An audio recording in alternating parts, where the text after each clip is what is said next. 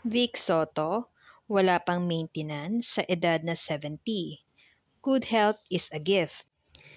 Sa edad na 70 and turning 71 this year, ay wala pa ring maintenance medicines ang TV and movie icon na si Bossing Vic Soto.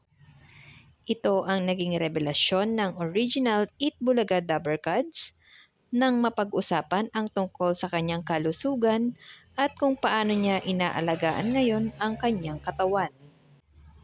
Nagpapasalamat si Bossing sa Panginoong Diyos dahil kahit senior na siya, ay maayos pa rin ang estado ng kanyang health at ang pinaka-good news pa ay hindi pa niya kailangang mag-take ng mga gamot pang maintenance.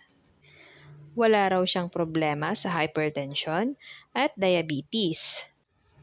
Pero aminado siyang may mga iniinom siyang food supplements, kabilang na ang mga vitamins at mga all-natural healthy drinks.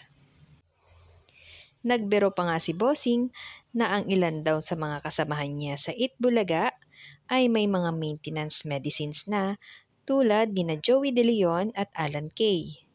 Pero siya ay walay na walay pa.